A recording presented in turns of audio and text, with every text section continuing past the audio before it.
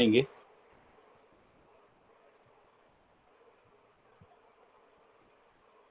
तो मानव व्यवहार दर्शन अध्याय 4 मानव सहज प्रयोजन। विश्राम के लिए ही इस पृथ्वी पर मानव अपने महत्व को जानने पहचानने एवं प्रयोग में व्यस्त है। एक से अधिक एकत्र होने को परिवार, समुदाय व अखंड समाज संज्ञा है। जागृत मानव परंपरा में सार्वभौम व्यवस्था पूर्वक अखंड समाज प्रमाणित होता है। फिर आगे कहा गया, संगठन के लिए कारण साम्यता,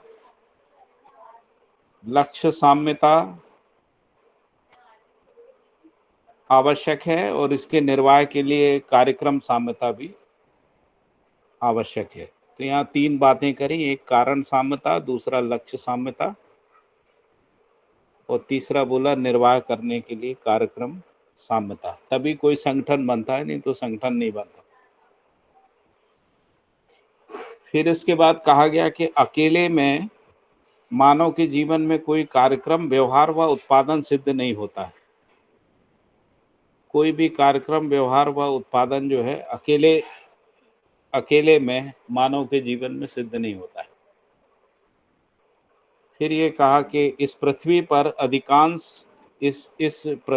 पर मानव अधिकतम विकसित इकाई है। इससे विकसित इकाई इस पृथ्वी पर परिलक्षित नहीं है।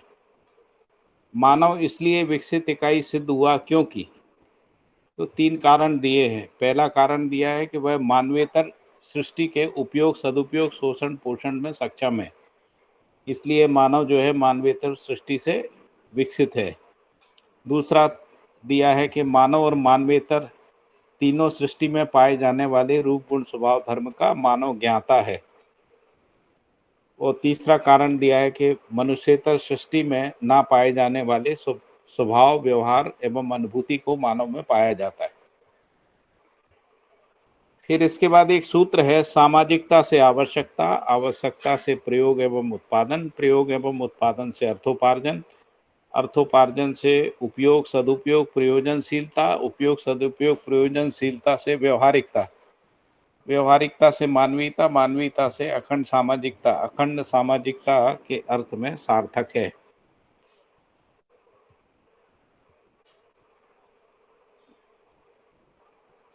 तो सामाजिकता जो है वो अखंड सामाजिकता के अर्थ में सार्थक है, ऐसा लास्ट सूत्र का लास्ट है। फिर परिभाषाएं दी हैं। अखंडता का मतलब है, अखंडता सार्वभौम सहज सूत्र व्याख्या के रूप में मानव का प्रयोजन है। सामाजिकता का क्या परिभाषा है, तो कहा कि संबंध एवं संपर्क में निहित मूल्यों का निर्वाह ही सामाजिकता है। आवश्यकता, निर्वाह के लिए समुचित साधनों, जो समझदार परिवार में निर्धारित होता है, समुचित साधनों के प्रति तीव्र इच्छा ही आवश्यकता है। यह शरीर पोषण, संरक्षण एवं समाज गति के अर्थ में है। फिर समुचित साधन की परिभाषा है। समुचित साधन मानव की परस्परता में व्यवहार, प्रयोग एवं उत्पादन को संतुलित, समृद्ध एवं जागृतिपूर्ण प्रमाण परंपरा के लिए प्रयुक्त आवश्यकीय साधनों की समुचित साधन संज्ञा है। शरीर पोषण, संरक्षण व समाज गति के लिए अर्पित वस्तुएं समुचित साधन हैं। फिर इसके बाद प्रयोग की परिभाषा है। मानव की आवश्यकता के रूप में प्राकृतिक ऐश्वर्य पर श्रम नियोजन पूर्वक उपयोगिता मूल्य व कला मूल्य को स्थापित करने हेतु सफल होने तक प्रयास ही प्रयोग है। मानव की आवश्यकता के रूप में प्राकृतिक ऐश्वर्य पर श्रम नियोजन पूर्वक उपयोगिता कला मूल्य को स्थापित करने हेतु सफल होने तक प्रयास ही प्रयोग है। फिर उत्पादन की परिभाषा है। प्रयोग को सामान्यीकरण करने हेतु विकसित क्रिया पद्धति में श्रम नियोजन प्रक्रिया ही उत्पादन संज्ञा है। प्रयोग को सामान्यीकृत करने हेतु विकसित क्रिया पद्धति में श्रम नियोजन प्रक्रिया ही प्रक्रिया की उत्पादन संज्ञा है, जिसमें बहुतायत उत्पादन की अथवा निर्माण की कामना सन्निहित है। अर्थोपार्जन प्राकृतिक ऐश्वर्य पर उपाय पूर्वक श्रम नियोजन से कला एवं उपयोगिता की सिद्ध मात्रा की धनोपार्जन संज्ञा है। उपयोग उत्पादन व सेवा के लिए प्रयुक्त अर्थ की उपयोग संज्ञा है। उत्पादन व सेवा के लिए प्रयुक्त अर्थ की उपयोग संज्ञा है। उत्पादन उत्पादन दो भेद से होता है, सामान्य आकांक्षा, महत्वाकांक्षा। सामान्य आकांक्षा का मतलब है आहार, आवास, अलंकार में प्रयुक्त वस्तुओं को सामान्य आकांक्षा संज्ञा है। महत्वाकांक्षा दूरगमन, दूरदर्शन, दूरश्रवण के लिए प्रयुक्त वस्तुओं को महत्वाकांक्षा संज्ञा है। सदुपयोग परिवार मूलक स्वराज्य व्यवस्था में भागीदारी करते हुए तन मन धन रूपी अर्थ का नियोजन ही सदुपयोग है। प्रयोजन भैया जागृति भैया एक बार ये सदुपयोग और उपयोग इसमें डिफरेंशिएट करके बताइए ना थोड़ा सा।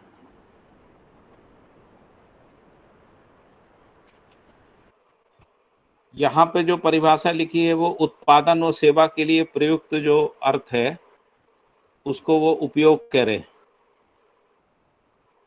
और जब ये व्यवस्था के अर्थ में नियोजित होता है तब वो सदुपयोग है। ऐसा जो अंतर किया है उन्होंने। और प्रयोजनशीलता का मतलब आगे प्रयोजन भी एक शब्द है ना, क्योंकि जो परिभाषा में ऐसा आया है ना कि अर्थोपार्जन से उपयोग, सदुपयोग और प्रयोजनशीलता। तो अर्थोपार्जन के रूप में हम जो भी हम अर्जित करते हैं, है ना, उसमें से कुछ जो हिस्सा होता है जो हम उत्पादन में लगाते हैं या उसको सेवा में लगाते हैं, उसको उपयोग करें। और यदि उससे कुछ ज़्यादा है तन मन धन के रूप में, और वो हम परिवार मूलक स्वराज व्यवस्था में भागीदारी में नियोजित करते हैं, उसको सदुपयोगता कह रहे हैं। और इसके बाद जागृति पूर्वक अखंड समाज सार्वभौम व्यवस्था में तन मन धन का नियोजन करते हैं, वो प्रयोजन है। ये तीनों में अंतर है। तो जो अर्थोपार्जन होता है उसमें से एक हिस्सा होता है जिसका उपभोग करते हैं। उपभोग का मतलब होता है कि शरीर के पोषण संरक्षण के लिए उसको लगाते हैं, और उपभोग के बाद जो कुछ हम लोग उत्पादन और सेवा में लगाते हैं उसको कह रहे हैं कि वो उपयोग है। और परिवार मूलक स्वराज व्यवस्था में भागीदारी में लगाते हैं। परिवार मूलक स्वराज व्यवस्था का मतलब जब ग्राम व्यवस्था हो गई तो वहाँ पे शिक्षा, संस्कार, न्याय, सुरक्षा, उत्पादन, विनिमय, ये सब व्यवस्थाएं सुचारू रूप से चलती हैं। उन व्यवस्थाओं में उपकार विधि से जो हम भागीदारी करते हैं तन मन धन की, उसको सदुपयोग करें।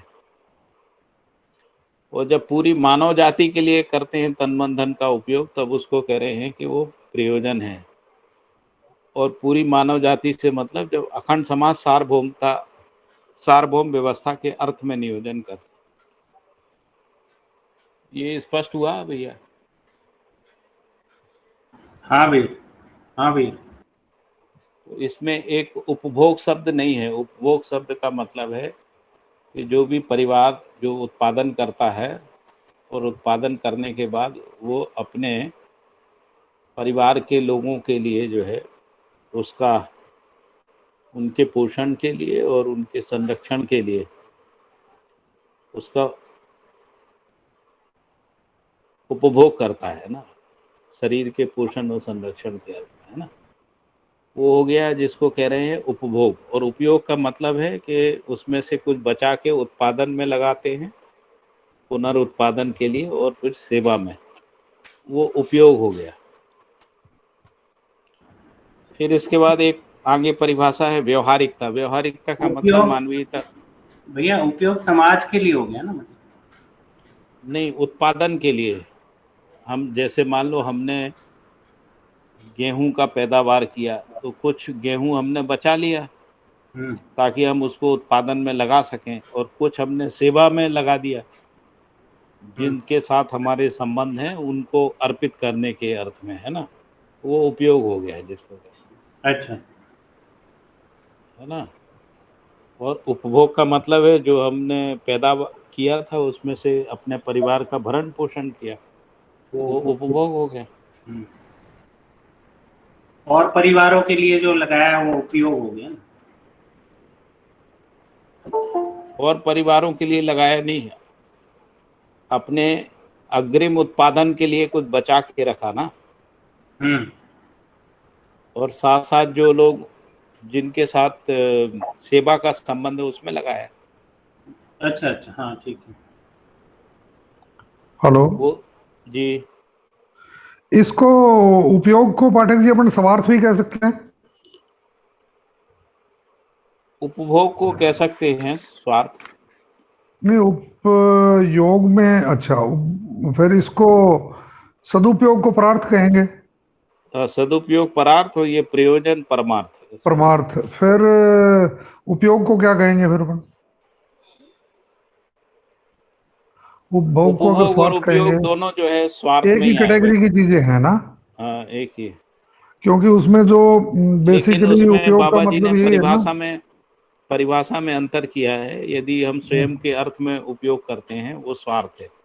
हाँ, तो उस क्योंकि दृष्टि से उपभोग और उपयोग दोनों स्वार्थ की सीमा में ही है है ना। लेकिन दोनों में भेद किया है, क्योंकि यदि मान लो आप जो पैदा करते उसको खा लिया तो फिर उपयोग नहीं हो पाएगा ना। अग्रिम जो आपको उत्पादन करना उपयोग नहीं हो पाएगा। मतलब वो जो बीज वगैरह रखते हैं उसका किसी भी चीज का, तो वो हाँ, उपयोग है। वो उपयोग है, मतलब उसको, उसकी जड़ खत्म नहीं करते अपन, जड़ को बाकी रखते हैं, उसको एक बना उपयोग के बोल रहे रखते हो। हैं। हाँ, वो फिर इसके बाद अगर उससे भी ज्यादा है आपके पास समृद्धि है, तब आप वो तो उसको होगा ही ना ज्यादा, जो जागृत आदमी है। क्योंकि उसमें ज्यादा ये ही जो होगा। है मन की जो शक्तियां हैं, मतलब अक्षय शक्तियां हैं, और हाँ, शरीर एक्सलेंट एक टूल है प्रोडक्शन के लिए। हाँ, हाँ, और नेचर में जो है समृद्धि ही समृद्धि है, जहां भी हम मतलब श्रम करने जाते हैं। हाँ। और परिवार का साथ रहता है, मतलब परिवार में सभी लोगों का ये डिजाइन है जीवन का और शरीर का। तो जो जिसको बोलते हैं आवश्यकता से अधिक उत्पादन तो होगा ही होगा उसका। होगा। और दूसरा खर्च नहीं है ना, क्योंकि शिक्षा फ्री है, हाँ, चिकित्सा सुलभ है, शिक्षा सुलभ है। शोषण नहीं है, मतलब कुल मिला के बात ये है, ये अभी एक तो तरह के क्या है शोषण का ही तरीका है। कि हम लोग जितना कमाते हैं उसका मैक्सिमम हिस्सा तो शिक्षा में चला जा रहा है बच्चों की। तो इसी तरीके से अपन देखें सदुपयोग और प्रयोजन, हाँ, इसमें फिर क्या फर्क हुआ? परिवार मूलक स्वराज्य व्यवस्था में भागीदारी करना और अखंड समाज सार्वभौम व्यवस्था में भागीदारी करना, व्हाट इज द डिफरेंस? इसमें दोनों में क्या डिफरेंस है? मतलब 10 योजनाओं में वहां पे भागीदारी करनी है अपन ने, हाँ, हाँ। जो परिवार मूलक स्वराज्य व्यवस्था है। और फिर प्रयोजन में और सदुपयोग में क्या अंतर हुआ मतलब? तो परार्थ में जो है ना, अर्पण समर्पण का भाव रहता है। अर्पण का आदान प्रदान का, है ना। हाँ, हम जो अर्पण करते हैं वो रहता है, और जो विनिमय। प्रयोजन में अर्पण नहीं होता, समर्पण होता है। नहीं, परिवार मूलक स्वराज्य व्यवस्था में वस्तुएं जहां तक, मतलब तन मन और धन, तीन चीजें हैं ना। तो जहां तक धन की हाँ। बात है, धन तो का तो विनिमय होगा, सिंपल सी बात है। हम्म। और मन का मन भी का, होगा। मन का मन मतलब का, शिक्षा संस्कार है। हाँ। इसको और शिक्षा संस्कार बोल रहे हैं, मन है। तन जो तन है का वो मतलब है जो सेवा में शिक्षा। लगेगा, जो हम और नहीं, शिक्षा में जैसे भी तन लगेगा और प्रोडक्शन में भी लगेगा तन, तो विनिमय में भी तन तो लगेगा ही। तन तो सभी जगह लगेगा। हाँ, हाँ। तो ये इसका तन जो है वो सदुपयोग हो मन गया। मन के साथ ही रहता है। तन मन जो है, तन मन धन, तो मन और हाँ, धन तन के साथ रहता है। नहीं, फिर इसमें फर्क क्या हुआ? अखंड समाज और परिवार मूलक स्वराज्य व्यवस्था, इन दोनों में क्या हम्म। डिफरेंस होता है? और एक कई जगह ना अपन समग्र व्यवस्था का भी वर्ड यूज करते हैं। जब सार्वभौम हम लोग व्यवस्था। देखिए, दो तीन स्टेज हैं। हाँ जी। पहला स्टेज है परिवार। और दूसरी स्थिति है अखंड समाज, जिसको परिवार मूलक स्वराज व्यवस्था बोल रहे हैं ना। और तीसरी स्थिति है अखंड समाज सार्वभौम व्यवस्था। तो जब अखंड समाज शेष प्रकृति में नियंत्रण संतुलन को बनाए रखने के अर्थ में नियोजित होता है या उसके संरक्षण संवर्धन में उपयोग होता है, तब उसको कह रहे हैं कि वो प्रयोजन है मानव जाति का। ये कहीं ऐसा तो नहीं है जब अपन जैसे इसको स्टडी करते हैं तो एक साइड में परिवार लिखा रहता है, एक साइड में व्यवस्था लिखा रहता है, यानी कि जो प्रोडक्शन मतलब परिवार हो गया और जो सभा में मतलब भागीदारी हो गई। हाँ जी, ऐसा ही है। तो जैसे ग्राम सभा में अगर आप भागीदारी करते हो, ग्राम समूह सभा में या मंडल मतलब हायर स्टेजेस में जो अपन भागीदारी करते हैं उसको प्रयोजन बोल रहे हैं मेरे ख्याल। और परिवार के लेवल पे और परिवार समूह और ग्राम लेवल तक मेरे ख्याल परिवार मूलक स्वराज्य व्यवस्था ऐसा नहीं है क्या? नहीं नहीं, हाँ। परिवार मूलक स्वराज व्यवस्था अखंड समाज तक है। और जो सार्वभौम व्यवस्था है, जब अखंड समाज बनता है ना, जब वो प्रकृति के साथ उसके संरक्षण संवर्धन के लिए काम करता, तब वो सार्वभौम व्यवस्था में भागीदारी। ओहो, ये वो चीज है जो अपन परिचय शिविर में हाँ वो गोल वाला एक चार्ट बनाते हैं, चारों अवस्थाएं लिखते हैं, फिर नीचे जो मानवकृत व्यवस्था है और उसमें जो क्वेश्चन मार्क्स लगाते हैं अपन रेड में, तो हाँ हाँ। वो वाली भागीदारी है। हम्म। वो अपन जो कहते हैं भी ये रेड जो है ना क्वेश्चन मार्क्स आदमी के शिक्षित ना होने की वजह से है, अपन ये कह रहे हैं। हम्म। उसको ये अपन जो बोल रहे अगर हैं आपने सार्वभौम व्यवस्था।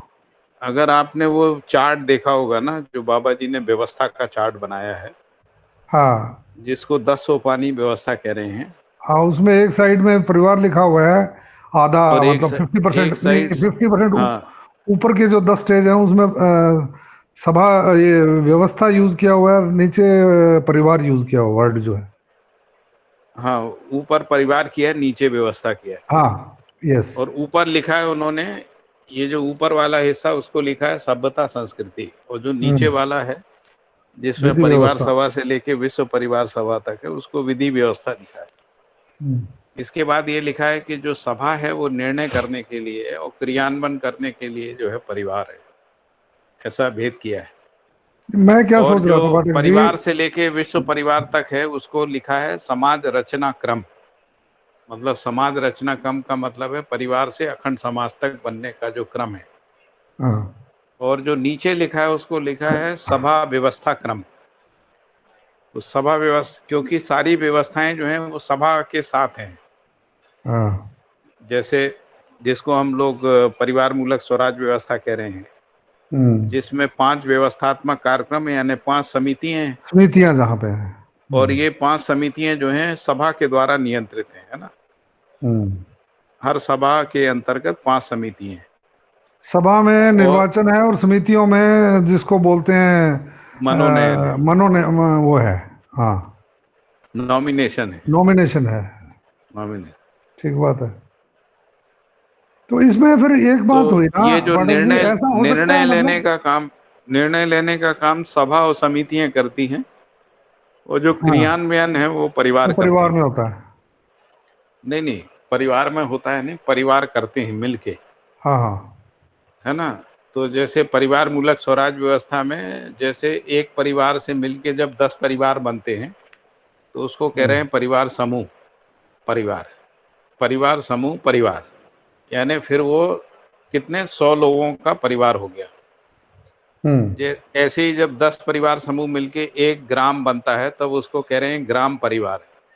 ग्राम परिवार हम्म। का मतलब 1000 लोगों का परिवार हो गया, है ना, 1000 लोगों का परिवार। तो हम्म। इस तरीके से अखंड समाज तक जो है वो सूत्रित होता है। तो इसलिए जब ग्राम में सभा और समितियां हो जाएंगी तो 1000 लोगों का जो परिवार है वो उसमें क्रियान्वयन करेगा, जो भी सभा में निर्णय होगा उसका क्रियान्वयन करने का काम जो है परिवार करेंगे। हम्म।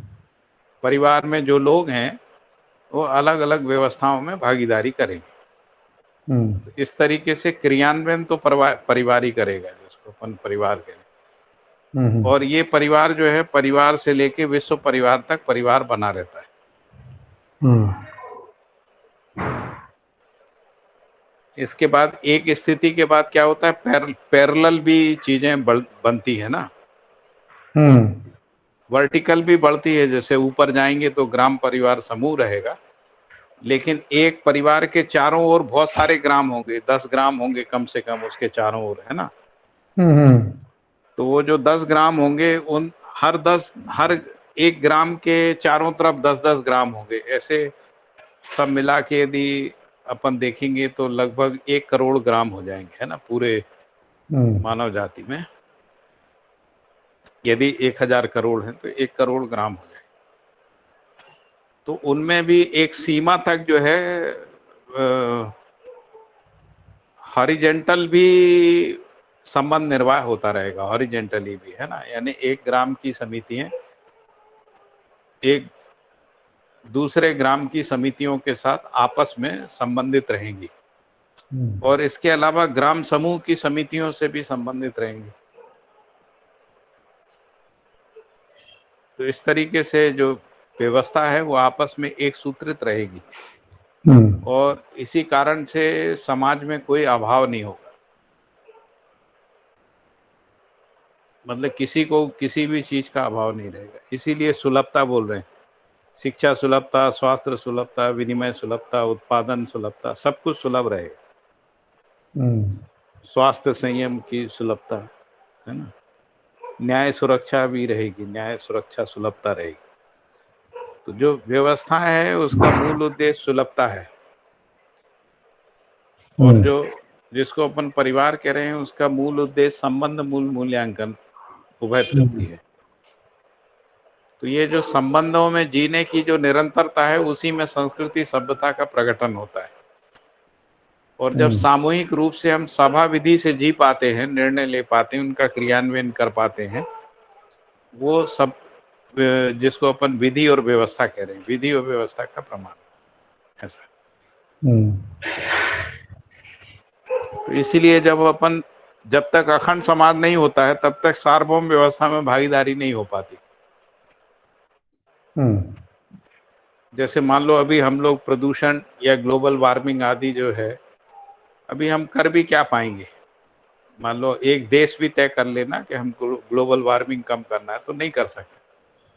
ग्लोबल वार्मिंग का तो नाम से ही पता लगता है भी ये ग्लोबल प्रॉब्लम है, ये इंडिविजुअल प्रॉब्लम है ही नहीं। मैक्सिमम प्रॉब्लम ग्लोबल ही है। हाँ, मैक्सिमम ग्लोबल प्रॉब्लम है ना। क्योंकि एक्चुअली जो गांव के भ्रांति है स्तर वो पे भी तो ग्लोबल ही प्रॉब्लम है। रहती नहीं है। गांव जो है वो झेल रहा है। हाँ, जैसे मान लो गांव में पेस्टिसाइड आया ना, तो पेस्टिसाइड ग्लोबल प्रॉब्लम है। गांव में प्रदूषण आया, वो भी ग्लोबल प्रॉब्लम है। जो मौसम का परिवर्तन आया, वो भी ग्लोबल प्रॉब्लम है। तो गांव की सीमा में कोई ऐसा उत्पादन होता ही नहीं है जिससे समस्या पैदा हो। जब तक वो इंडस्ट्री नहीं बनती, इंडस्ट्रियल एरिया नहीं होता। किसी गांव में इंडस्ट्रियल एरिया हो जाए तब जाके वो प्रदूषण आदि का उस पर प्रभाव आता है, नहीं तो नहीं आता है। और किसी भी गांव धरती तो में, अखंड है ना, धरती का जो टेम्परेचर बढ़ रहा है वो तो सभी जगह उसका इफेक्ट पड़ता है ना। अल्टीमेटली सभी तो जगह वही बात है कि अल्टीमेट। धरती का टेम्परेचर बढ़ेगा, मतलब तो अल्टीमेटली इसीलिए जो भी ज्यादातर प्रॉब्लम जो है ना वो ग्लोबल है। हाँ, और वो तभी सॉल्व हो पाएंगी जब अखंड समाज हो जाए। कम से कम निर्णय लेने में अखंड समाज हो जाए। संबंध मूल मूल्यांकन में ना भी हो तो निर्णय में हो जाए। जैसे संयुक्त राष्ट्र संघ में निर्णय तो ले लेते हैं, लेकिन वो हो नहीं पा रहा ना, क्योंकि निर्णय आधे अधूरे मन से लेते हैं लोग, है ना, या लेते हैं फिर उसको एग्जीक्यूट नहीं करते। वीटो वाटो का जैसे भी इस्तेमाल कर लेते हैं। हाँ, बहुत सारे हम लोग देख रहे हैं कि यूएन की किसी मीटिंग में सब लोग जो है समर्थन कर देते हैं कि हम कार्बन परसेंटेज को कम करेंगे, लेकिन कर नहीं पाते।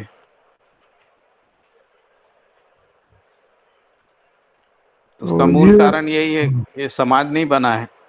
हाँ, जैसे हमारे यहाँ हिंदुस्तान में क्या है, नागरिक समाज बना नहीं। तो इसलिए कोई विकास का काम भी करो तो 50 तो विरोधी संगठन खड़े हो जाते हैं। बिल्कुल। है ना। मान लो आप कोई पर्यावरण का ही काम करिए तो दूसरे लोग खड़े हो जाते हैं, नहीं करने देंगे, आप अड़ंगे डालेंगे, विरोध करेंगे, जबकि आप अच्छा काम कर रहे हैं। उसका कारण है कि समाज बना ही नहीं है। वो वैसे ही विश्व समाज बना नहीं, यानी अखंड समाज बना नहीं, इसलिए हम लोग वैश्विक समस्याओं का निराकरण नहीं कर पा रहे। तो प्रयोजन के अर्थ में भी काम होता है ना। जैसे अब हम लोग शिक्षा व्यवस्था को सुदृढ़ करें, शिक्षा की वस्तु तैयार करें, है ना, या ऐसे शिक्षा संस्थान बनाएं जिसमें अखंड समाज सार्वभौम व्यवस्था के अर्थ में शिक्षा हो, है ना। एक है कि समाज शिक्षा संस्थान बना दे, उसमें भागीदारी करना है, टीचर हो जाएं उसमें। एक है कि अभी कुछ नहीं बना है, उसके लिए हमको अपनी ताकत को लगाना है ना। तो ये दोनों में अंतर है। आगे पढ़ते हैं ना। तो अखंड पाठक सामाजिकता जी, का ऐसा संभव हो सकता है कि किसी जगह पे परिवार मूलक स्वराज्य व्यवस्था और उसमें भागीदारी हो और अखंड समाज और सार्वभौम व्यवस्था ना हो? Is it possible? हाँ, क्यों नहीं पॉसिबल, ऐसे ही हो गई। पहले किसी एक समूह में अखंड समाज की मानसिकता बनेगी। हाँ हाँ अखंड समाज की मानसिकता बनेगी, है ना। आचरण तो उसके बाद ही होगा, हाँ हाँ। लेकिन पहले मानसिकता बनेगी। शिक्षा अखंड पूर्वक। समाज की मानसिकता का मतलब है जिसको व्यवहारवादी समाज बोल रहे हैं। हम्म व्यवहारवादी समाज का मतलब है जो रंग, नस्ल, जाति, मतभेद आदि की मानसिकताओं से मुक्त जो मानसिकता है, उसको कह रहे हैं। जिसको अपन मानव मानसिकता भी कह रहे हैं ना। मानव मानसिकता बनेगी, है ना। तो ऐसा संभव है कि 10 परिवार या 100 परिवार या 1000 परिवार, ऐसा है संभव। मतलब अखंड ये समाज और सार्वभौम व्यवस्था में जीते हों और परिवार मूलक स्वराज्य व्यवस्था में ना जीते हों, ऐसा संभव है कि वाइस वर्सा है? नहीं नहीं, परिवार मूलक स्वराज व्यवस्था में जीने वाला ही अखंड समाज सार्वभौम व्यवस्था में निष्ठान्वित हो ऐसा बन सकता है। यानी परिवार मूलक स्वराज व्यवस्था बन जाएगी और उनकी निष्ठा रहेगी इसमें, अखंड समाज सार्वभौम व्यवस्था। हाँ अच्छा अच्छा। जैसे पहले स्वत्व आता है ना, स्वत्व आता है, स्वतंत्रता में निष्ठा होती है। फिर स्वत्व स्वतंत्रता आती है, स्वराज्य में निष्ठा होती है। फिर स्वत्व स्वराज्य और स्वतंत्रता आती है ना। फिर स्वतंत्रता में जीना होता है और स्वराज्य में निष्ठा होती। स्वराज्य निरंतरता की निष्ठा रहती। और फिर जब स्वराज्य व्यवस्था की निरंतरता बन जाती है, जिसको अपन अखंड समाज सार्वभौम व्यवस्था कहते हैं, तो जैसे पहले मानव मानसिकता आएगी, मानवीय आचरण के प्रति निष्ठा रहेगी। फिर इसके बाद मानव मानसिकता के साथ आचरण आ जाएगा, मानवीय व्यवस्था के प्रति निष्ठा होगी। इसके बाद मानवीय व्यवस्था आ जाएगी। ऐसा ये 3 स्टेप में है। तो उससे भी पहले, जैसे मानव मानसिकता बनने से पहले, ये जो मध्यस्थ दर्शन से अस्तित्ववाद एक सही वस्तु है, तार्किक वस्तु है, समझ में आने वाली वस्तु है, ये निष्ठा बनती। तभी इसमें पढ़ने में मन लगता, नहीं तो मन नहीं लगता, है ना। इस स्टेज पे हैं अपन लोग अभी। हाँ, इसके बाद मानव मानसिकता बन जाती।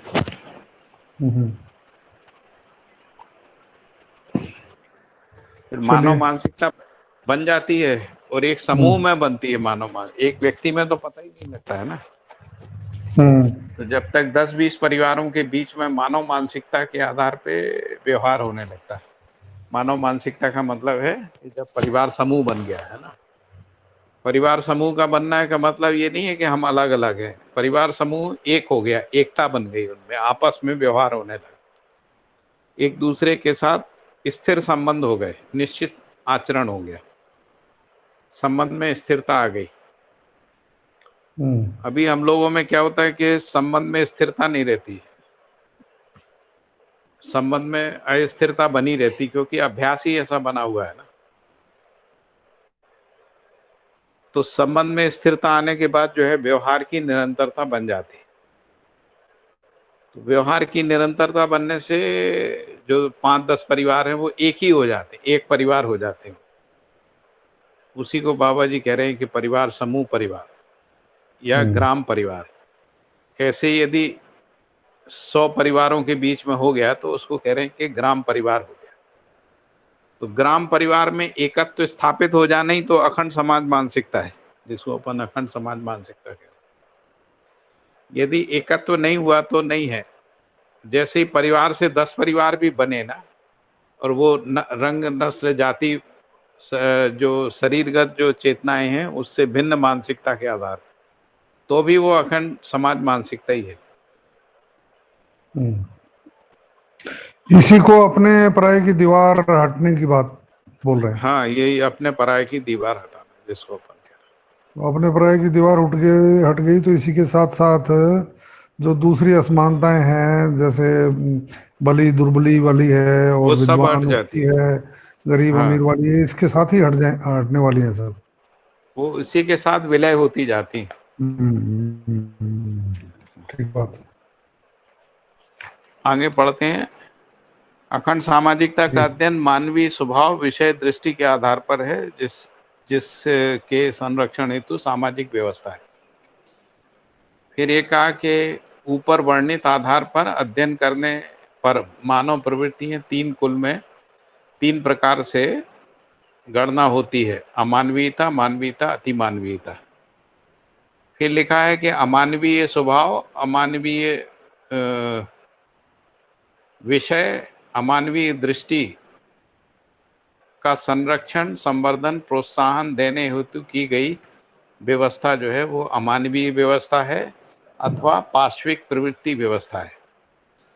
फिर अमानवीय स्वभाव को कहा दीनता, हीनता, क्रूरता ही अमानवीय स्वभाव है। फिर इसके बाद अमानवीय विषय आहार, निद्रा, भय, मैथुन को अमानवीय विषय बोला है। फिर अमानवीय दृष्टि जो है प्रिय, अप्रिय, हित, अहित, लाभ, अलाभ ही अमानवीय दृष्टि है। फिर प्रिय का परिभाषा दिया है, ऐन्द्रिक सुख सापेक्ष क्रिया ही प्रिय है। हित की परिभाषा है जिस पे पिछली बार भी चर्चा हुई थी, शरीर स्वास्थ्य वर्धन एवं पोषण क्रिया ही हित संज्ञा है। लाभ का मतलब है श्रम से अधिक द्रव्य पाने की क्रिया को लाभ अथवा लघु मूल्य के बदले गुरु मूल्य आदाय ही लाभ है। फिर दीनता की परिभाषा है अपने दुख को दूसरों के दुख से दूर कराने हेतु जो आश्रय प्रवृत्ति है उसकी दीनता संज्ञा है। फिर ये कहा कि ये दीनता 2 प्रकार की है, एक अभावजन्य दीनता है और दूसरी अक्षमता जन्य दीनता है। अभावजन्य दीनता जो है उसका मतलब है उत्पादन से अधिक उपभोग और उपयोग। यहाँ देखिए दोनों शब्द आए हैं, उपभोग और उपयोग, है ना, की इच्छा ही अभाव है कि हम जितना उत्पादन करते हैं उससे ज्यादा उपभोग और उपयोग करना चाहते हैं ना, वही अभाव है। फिर वो कह रहे हैं ऐसे अभाव का जो कारण है वो आलस्य, प्रमाद, अज्ञान, अप्राप्ति, प्राकृतिक प्रकोप और सामाजिक असहयोग है। तो जो अभावजन्य जो दीनता है उसके कारण बताए उन्होंने, आलस्य, प्रमाद, अज्ञान, अप्राप्ति, प्राकृतिक प्रकोप और सामाजिक असहयोग। फिर अक्षमता जन्य जो दीनता है उसका मतलब है इच्छानुसार बौद्धिक एवं कार्य व्यवहार क्रिया का संपादन ना कर पाना ही अक्षमता है। और अक्षमता के 2 कारण बताए हैं, एक अजागृति और दूसरा रोग। फिर इसके बाद दीनता, हीनता हो गया। हीनता के बारे में बात आई। हीनता का मतलब है विश्वासघात। फिर कहा कि विश्वासघात का क्या मतलब है, तो जिससे जिस क्रिया की अपेक्षा है उसके विपरीत आचरण किया जाना विश्वासघात है। फिर विश्वासघात 4 प्रकार का बोला, छल, कपट, दम्भ और पाखंड। छल का मतलब बताया कि विश्वासघात के अनंतर भी उसका भास या प्रकट ना हो, ऐसे विश्वासघात की छल संज्ञा है। कपट का मतलब है विश्वासघात के अनंतर उसके प्रकट या स्पष्ट हो जाने की स्थिति में विश्वासघात की कपट संज्ञा है। दंभ का मतलब है आश्वासन देने के पश्चात भी किए गए विश्वासघात की दंभ संज्ञा है। और पाखंड का मतलब है दिखावा पूर्वक किए गए विश्वासघात की पाखंड संज्ञा है।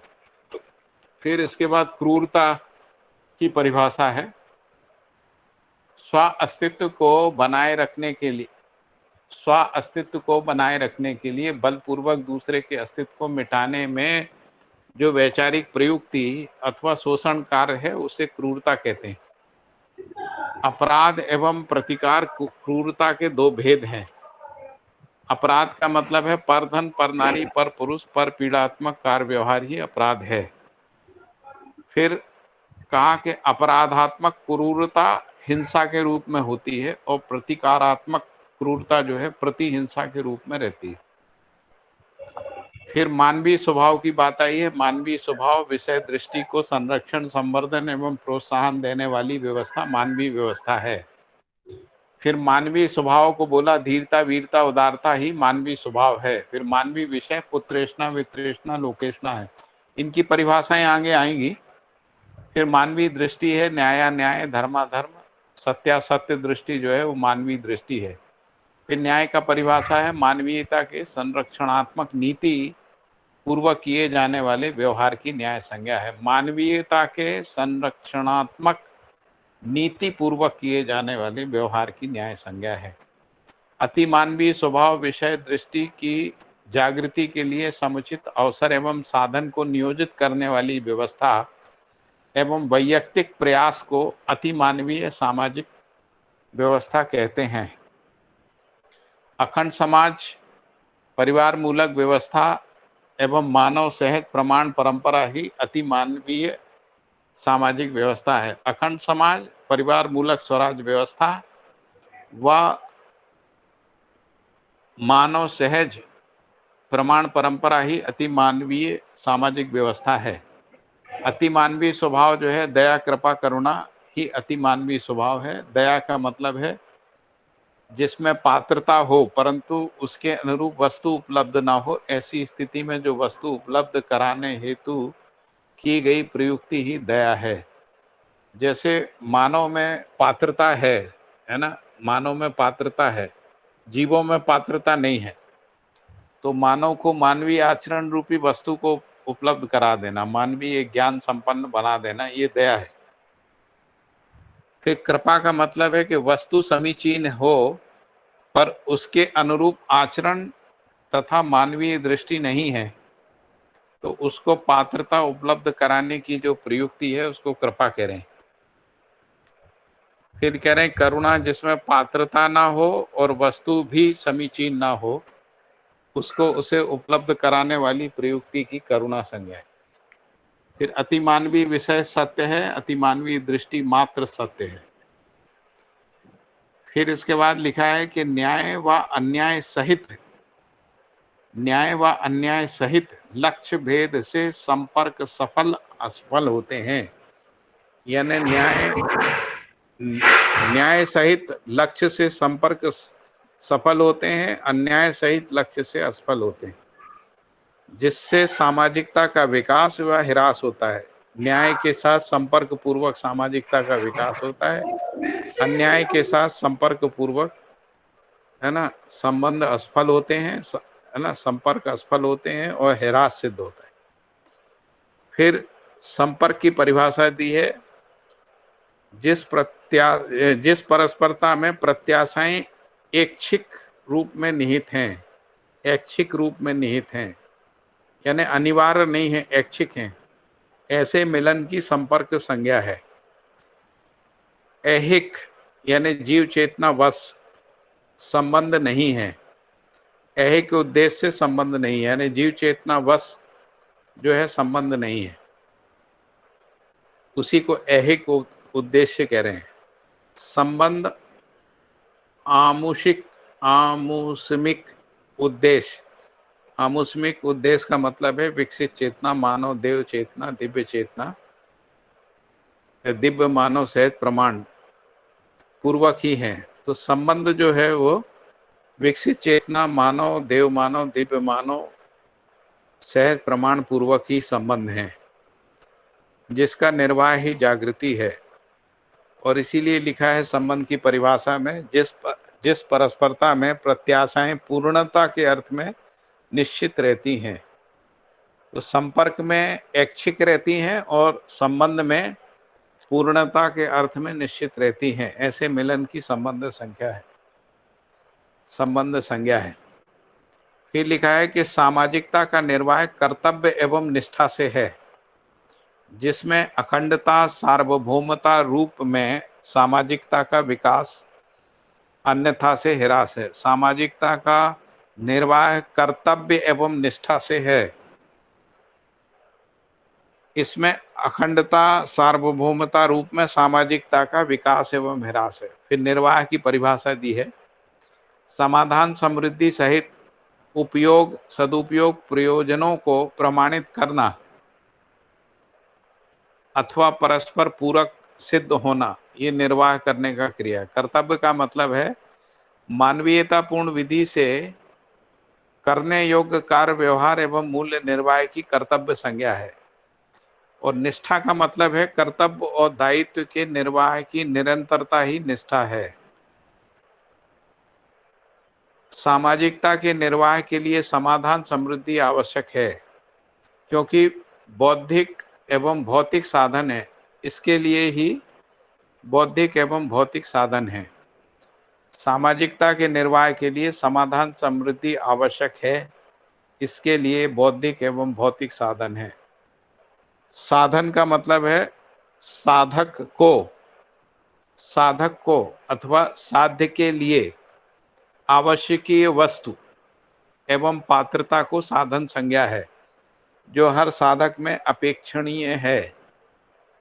साधन का परिभाषा है साधक को अथवा साध्य के लिए आवश्यकीय वस्तु एवं पात्रता को साधन संज्ञा है, जो हर साधक में अपेक्षणीय है। बौद्धिक साधन क्षमता योग्यता पात्रता के रूप में बौद्धिक साधन हैं। भौतिक साधन सामान्य एवं महत्वाकांक्षा के लिए आवश्यकीय रचना एवं वस्तु उत्पादन के रूप में भौतिक साधन है। फिर लिखा है उपरोक्तानुसार वर्णित साधनों को प्रयुक्त करने हेतु जो प्रयत्न प्रयास व्यवसाय यानी उत्पादन क्रिया है, उसमें इच्छा का होना आवश्यक है। उपरोक्त वर्णित साधनों को प्रयुक्त करने हेतु जो प्रयत्न प्रयास एवं व्यवसाय यानी उत्पादन क्रिया है, उसमें इच्छा का होना आवश्यक है। फिर यहाँ वो जो परिभाषाएं हैं वो आ रही हैं स्वार्थ परार्थ और परमार्थ की, है ना। जो जिसको पाने के लिए तीव्र इच्छा से संवेगित होता है, वह उसे पाए बिना तृप्त नहीं होता है। बौद्धिक एवं भौतिक साधनों की प्रयुक्ति के लिए इच्छा किसी न किसी आवश्यकता की पूर्ति के लिए होती है। बौद्धिक एवं भौतिक साधनों की प्रयुक्ति के लिए इच्छा किसी न किसी आवश्यकता की पूर्ति के लिए होती है। यह आवश्यकता स्वार्थ परार्थ एवं परमार्थ भेद से है। स्वार्थ का परिभाषा है सीमित एवं संकीर्ण अर्थ नियोजन योजना की स्वार्थ संज्ञा है। सीमित एवं संकीर्ण अर्थ नियोजन योजना की स्वार्थ संज्ञा है, जो एक मानव अथवा परिवार तक ही सीमित रहती है, अथवा वैयक्तिक या पारिवारिक इंद्रिय सुख सुविधा के लिए जो विचार एवं व्यवहार है, वह स्वार्थ है। दो तरीके से परिभाषा को बोला है। एक बोला है कि संकीर्ण और सीमित अर्थ में अर्थ नियोजन योजना की स्वार्थ संज्ञा है। दूसरा बोला है कि वैयक्तिक या पारिवारिक इंद्रिय सुख सुविधा के लिए जो विचार या व्यवहार है वह स्वार्थ है। और फिर ये भी कहा कि जो एक मानव और एक परिवार तक सीमित है। परार्थ का मतलब है दूसरों की सुविधा के लिए जो विचार व्यवहार और उसकी पूर्ति के लिए अर्थ नियोजन की प्राथमिकता ही परार्थ है। दूसरों से मतलब यहाँ दूसरे परिवारों से, है ना। परमार्थ है जिस विचार एवं व्यवहार में समाधान सहित सर्वशुभ की उपलब्धि हो, समस्या का निराकरण हो और स्नेह का ही संबंध हो, उसे सर्वसुलभ कराने के लिए जो अर्थ नियोजन है उसकी परमार्थ संज्ञा है। जिस विचार एवं व्यवहार में समाधान सहित सर्व सुख की उपलब्धि हो, समस्या का निराकरण हो तथा स्नेह का ही संबंध हो, उसे सर्वसुलभ कराने के लिए जो अर्थ नियोजन है उसकी परमार्थ संज्ञा है। फिर लिखा है कि उपरोक्त नियम ही विभिन्न प्रकार की गठित सामाजिक इकाइयों के लिए उपरोक्त नियम ही विभिन्न प्रकार की गठित सामाजिक इकाइयों के लिए भी लागू होता है। विभिन्न प्रकार की गठित सामाजिक इकाई का मतलब है परिवार समूह से लेकर विश्व परिवार तक, है ना, जिससे भिन्नताएं समाप्त होकर मानवीयता स्थापित होती है। फिर लिखा है कि अर्थ जो है वो 3 ही है, तन मन और धन। फिर अगला सूत्र है, पाठक जी इसमें जो उक्त नियम है ये कौन से वाले को मानेंगे अपन? उपरोक्त नियम जो लिखा है इन्होंने, हाँ, तो उससे पहले परमार्थ लिखा है, परार्थ लिखा है, ये स्वार्थ लिखा है, तीनों नियम ही है ना ये? या ये जो जो जो जिसको पाने के लिए तीव्र इच्छा से संवेगित होता है वह उसे पाए बिना तृप्त नहीं होता, नियम तो यही है। आगे तो इसकी डेफिनेशन है ना, हाँ, है यही है। नियम यही है ना, जो जिसको पाने के लिए तीव्र इच्छा से संवेगित होता है वह उसे पाए बिना तृप्त नहीं होता। हाँ, तो यही एक मानव के लिए है और यही सामाजिक इकाइयों के लिए भी लागू है। हाँ, मुझे लगता है ये सभी नियम ही हैं जिनकी बात चल रही है ना। हाँ, जैसे ये लिखा ना, न्याय व अन्याय सहित लक्ष्य भेद से संपर्क सफल होते हैं, जिससे सामाजिकता का विकास होता है। एक नियम ये हो गया है ना। दूसरा नियम ये हो गया कि सामाजिकता का निर्वाह कर्तव्य एवं निष्ठा से है, जिससे अखंडता सार्वभौमता रूप में सामाजिकता का विकास होता है ना, विकास है। ये दूसरा नियम हो गया। तीसरा नियम ये हो गया कि जो जिसको पाने के लिए तीव्र इच्छा से संवेगित होता है, यानी किसको पाने के लिए? सामाजिक होने के लिए, है ना, उसे पाए बिना तृप्त नहीं होता है। तो ये तीनों नियम ही हो गए है ना। उपरोक्त नियम ही विभिन्न प्रकार की गठित सामाजिक इकाइयों पर लागू होता है। ये तीनों नियम पूर्वक है ना। एक में संबंध और संपर्क की बात है, दूसरे में निर्वाह कर्तव्य और निष्ठा की बात है ना, और तीसरे में इच्छा की बात है ना। ये तीनों के योगफल में जो विभिन्न प्रकार की गठित सामाजिक इकाइयों में ये लागू होते हैं ना, और इससे भिन्नता समाप्त होकर मानवीयता स्थापित होती है। ऐसा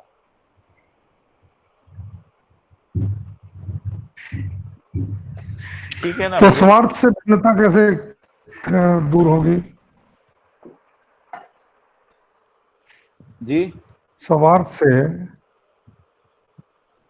ये तो स्पष्टीकरण के अर्थ में है।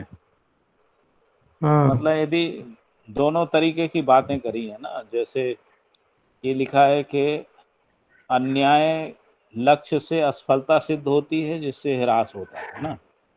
फिर लिखा है कि सामाजिकता की जगह यदि असामाजिकता का निर्वाह होता है तो उससे भी ह्रास होता है ना, ऐसा लिखा है। तो यदि कोई आदमी संकीर्ण लक्ष्य लेके तीव्र इच्छा करता है तब भी वो उसको प्राप्त करेगा, है ना। तो उस स्थिति में ह्रास होगा, फिर वहां पे यहाँ नियम ये काम नहीं करेगा, यानी सामाजिक इकाइयां गठन नहीं होंगी।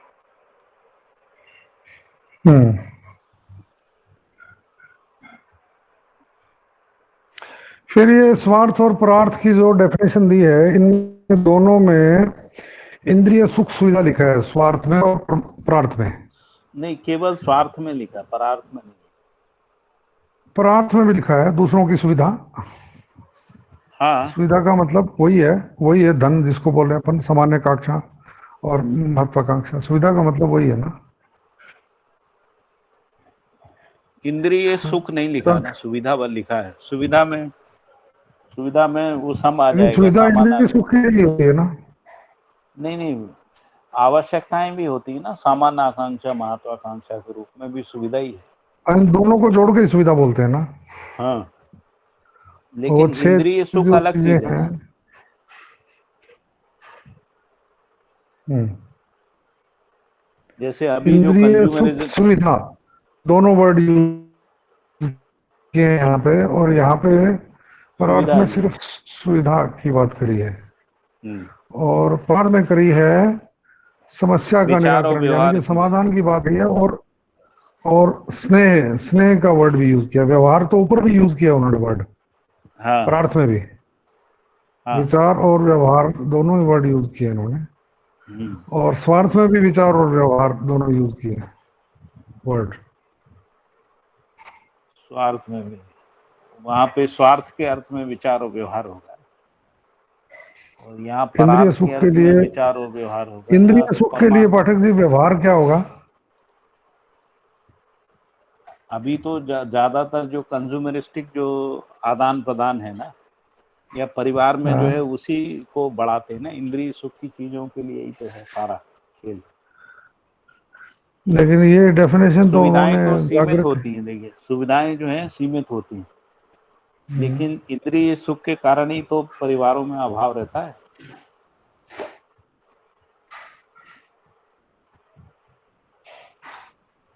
जैसे यदि शरीर के पोषण को देखें, आहार, तो आहार तो सीमित ही रहता है, लेकिन जैसे ही उसमें इंद्रिय सुख जुड़ता है तब आहार हमेशा कम ही लगता है, आवास भी कम लगता है, वस्त्र आदि भी कम लगते हैं, सब इंद्रिय सुख के अर्थ में है। यहाँ व्यवहार का कोई और मीनिंग तो नहीं है? विचार कहाँ एवं पे? व्यवहार दोनों में लिखा है। व्यवहार का मतलब यही है जो आदान प्रदान होता है। अभी जो परिवार में भी जो आदान प्रदान है वो इसी रूप में ही है ना, आपस में कपड़े लत्ते खाने पीने की चीजों के आदान प्रदान के रूप में, वही तो व्यवहार है, उसी के लिए विचार है।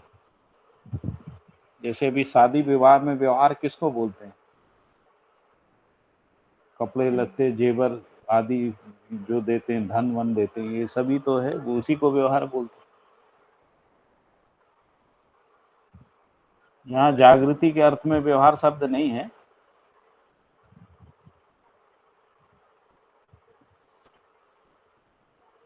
बोलचाल की भाषा में जो व्यवहार शब्द।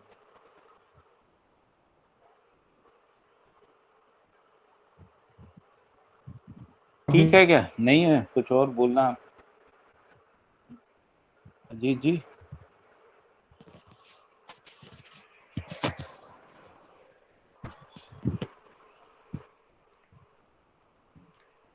मुझे लगता है दोनों अर्थ हैं इसमें।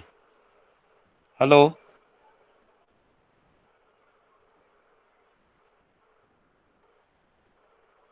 क्या हो गया अजीत भाई? हाँ, आवाज नहीं आ रही है? आपकी आपकी आवाज आ रही है कम हमें है। आवाज। हाँ मेरी अब आपकी भी आ रही है। मेरा ये कहना है कि इसका जो सीक्वेंस है वो यही है, पहले परिवार में ही होता है। जागृति के लिए भी हम काम करेंगे तो जो जो भी विचार और व्यवहार है पहले परिवार की सीमा में ही होता है ना। और अजागृति में भी ऐसे ही होता है, अजागृति में भी पहले व्यक्ति और परिवार, इसलिए इसमें वैयक्तिक भी लिखा है, वैयक्तिक या पारिवारिक, है ना। बिल्कुल। और इसके बाद परार्थ का मतलब होता है जब परिवारों में आपस में मैत्री होने लगती है और आपस में विश्वास बन जाता है और फिर संबंध निर्वाह होता है, तब वो परार्थ है। और जब ऐसे कुछ समूह मिलके व्यवस्था को के लिए काम करते हैं ना, तब वो परमार्थ हो जाता है। जैसे शिक्षा संस्थान चलाते हैं या और भी कुछ ऐसे काम करते हैं जो व्यवस्था से संबंधित हैं, जिनका संबंध जो है कहीं ना कहीं अखंड समाज सार्वभौम व्यवस्था से जुड़ता है ना, तब वो परमार्थ हो जाएगा। तो परमार्थ में 30 मूल्यों में से सिर्फ एक मूल्य का नाम लिया है इन्होंने, स्नेह का ही संबंध हो, वैस हो। बाकी तो सब संबंध रहते ही है ना, बाकी परिवार में नहीं, जो अपन संबंध जब है, सभी जो को इंक्लूड परिवारों की करना हो तो परस्परता है। विश्वास को यूज करते हैं अपन। जब ऐसी हाँ, कंडीशन होती है तो अपना विश्वास का वर्ड यूज कर लेते हैं, उसमें सभी स्नेह इंक्लूडेड संबंध का रहते हैं। मतलब होता है कि जो इसके साथ हमने संबंध नहीं भी है, यदि वो हमारे संपर्क में आता है तब भी उसके साथ स्नेह रहता है। एक होता है ओके संबंध ओके। पहचानने के बाद, है ना, ऐसा। ठीक बात है। क्योंकि इसमें जो समितियों में काम करने वाले लोग हैं डिफरेंट लेवल पे, हाँ वो हाँ संबंधी नहीं होंगे लगभग। हाँ हाँ। तो ये ठीक बात है आपकी, वो परिवार का। चलिए फिर थोड़ा सा आगे बढ़ते हैं। बौद्धिक प्रयोग एवं प्रयास से बौद्धिक समाधान। बौद्धिक प्रयोग एवं प्रयास से बौद्धिक समाधान, और भौतिक प्रयोग प्रयास से उत्पादन। भौतिक प्रयोग प्रयास एवं उत्पादन से भौतिक समृद्धि की उपलब्धि होती है। बौद्धिक समाधान यानी क्या, क्यों, कैसे के उत्तर मिलना, है ना, क्यों कैसे के उत्तर मिलना। और भौतिक समृद्धि यानी आवश्यकता से अधिक उत्पादन होना। तो बौद्धिक समाधान और भौतिक समृद्धि सामाजिकता के विकास के लिए आवश्यक है, क्योंकि यदि ये दोनों चीजें नहीं है तो सामाजिकता के लिए गति नहीं है ना। यदि मान लीजिए केवल बौद्धिक समाधान है और भौतिक समृद्धि नहीं है, तब भी सामाजिकता के रूप में गति नहीं है। और यदि केवल भौतिक समृद्धि है और समाधान नहीं है, तब भी नहीं होगा, सामाजिकता के लिए गति नहीं है। तो बौद्धिक समृद्धि के लिए प्राकृतिक वैभव का उपयोग सदुपयोग अनिवार्य है। जैसे खनिज, वनस्पति, पशु पक्षी प्राकृतिक वैभव हैं। तो भौतिक समृद्धि के लिए प्राकृतिक वैभव का उपयोग एवं सदुपयोग अनिवार्य है। अभी उपयोग भी नहीं हो रहा क्योंकि शोषण हो रहा है, सदुपयोग तो बहुत दूर की बात है ना। तो खनिज, वनस्पति और पशु पक्षी या के रूप में जो प्राकृतिक वैभव है उसका शोषण हो रहा है, उपयोग नहीं हो रहा है, इसलिए भौतिक समृद्धि नहीं है ना। भौतिक समृद्धि का मतलब है कि जो है उससे ज्यादा हम कर पाए, उसका संरक्षण संवर्धन कर पाए। प्राकृतिक वैभव के उपयोग सदुपयोग के लिए श्रम नियोजन, श्रम रूपी अर्थ का नियोजन आवश्यक है। फिर अर्थ का मतलब तन मन धन का नियोजन। मानवीय तथा अति मानवीय भेद से प्रयुक्त करने से सामाजिकता का विकास होता है। तो यदि अति मानवीय और मानवीय तरीके से यदि हम तन मन धन का नियोजन करते हैं, तभी सामाजिकता का विकास होता है। अमानवीय समुदायों के गठन के मूल में भ्रमित मानवों व बलवान जीवों या क्रूरता का भय है।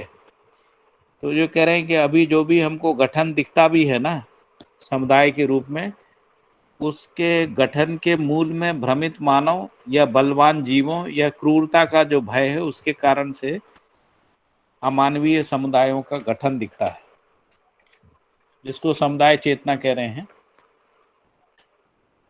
और इसलिए जब भय बढ़ता है कहीं पर भी, तो वहां समुदाय इकट्ठे हो जाते हैं। तो इससे भी ये पता लगता है कि जो समुदायों के रूप में जो गठन है उसके मूल में क्रूरता का भय है, या जब कोई जीव जानवर हमला करता है उस समय भी लोग इकट्ठे हो जाते हैं। जैसे अभी हम लोगों ने देखा कोरोना के समय लोगों में थोड़ा समुदाय भावना आ गई। फिर लिखा है, इसी प्रकार मानव समुदाय गठन के मूल में प्राकृतिक भय, इसी प्रकार मानव समुदाय गठन के मूल में प्राकृतिक भय, पाश्विक भय और मानव में निहित अमानवीयता के भय से मुक्त होना लक्ष्य है। तो इसलिए यहाँ पर उन्होंने कहा कि इससे मुक्त होना लक्ष्य है और वहाँ इसके कारण से गठन है। तो मानव के द्वारा समस्त प्रयास एवं प्रयोग, मानव के द्वारा समस्त प्रयास एवं प्रयोग, चाहे वो बौद्धिक हो या भौतिक हो, तृप्ति अथवा सुख के लिए है। फिर कह रहे हैं जो तृप्ति है वो ऐन्द्रियक तृप्ति है, बौद्धिक तृप्ति है, आध्यात्मिक तृप्ति है। ऐन्द्रियक तृप्ति को ही भौतिक और बौद्धिक तृप्ति को वैचारिक और आध्यात्मिक तृप्ति को अनुभूति भेद से तृप्तियों अथवा सुख हैं। इसके बाद ऐन्द्रियक तृप्ति को परिभाषित किया है कि शब्द, स्पर्श, रूप, रस, गंध इंद्रियों के द्वारा आहार, निद्रा, भय, मैथुन में होने वाली सभी तृप्तियां ऐन्द्रियक हैं, जो सामयिक होती हैं, क्षणिक होती हैं। शब्द स्पर्श रूप रस गंध इंद्रियों के द्वारा आहार निद्रा भय मैथुन में होने वाली सभी तृप्तियां इंद्रियक हैं जो सामयिक होती हैं। इसके बाद है पुत्रेष्णा वित्रेष्णा लोकेष्णा तथा समाधान से प्राप्त तृप्ति ही बौद्धिक तृप्ति है जो दीर्घकालीन व दीर्घ परिणामी होती है। फिर इसके बाद लिखा है ज्ञानानुभूति तथा पूर्ण विश्राम ही आध्यात्मिक तृप्ति है जो अपरिणामी अथवा नित्य है। फिर लिखा है वित्तेषणा का परिभाषा दिया है। सदुपयोगिता के अर्थ में न्याय दृष्टिपूर्वक धन बल कामना की वित्तेषणा संज्ञा है। फिर धन का मतलब आहार आवास अलंकार दूरगमन दूरदर्शन दूर श्रवण संबंधी वस्तु। सदुपयोगिता के अर्थ में न्याय दृष्टिपूर्वक धन बल कामना ही वित्तेषणा है। फिर पुत्रेषणा का परिभाषा है परिवार एवं समाज व्यवस्था के अर्थ में जन बल कामना एवं वंश वृद्धि में विश्वास ही पुत्रेषणा संज्ञा है। परिवार व समाज व्यवस्था के अर्थ में जन बल कामना एवं वंश वृद्धि में विश्वास ही पुत्रेषणा संज्ञा है। फिर लोकेषणा अखंड समाज व्यवस्था के अर्थ में न्याय धर्म दृष्टिपूर्वक यश बल कामना ही लोकेषणा है। लोकेषणा है अखंड समाज व्यवस्था के अर्थ में न्याय धर्म दृष्टिपूर्वक यश बल कामना ही लोकेषणा है। समाधान की परिभाषा है कैसे और क्यों की पूर्ति ही समाधान है।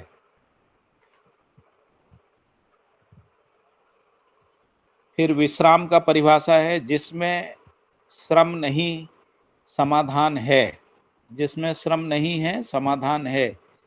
जिसके द्वारा श्रम नहीं होता है वह अनुभूति ही विश्राम है।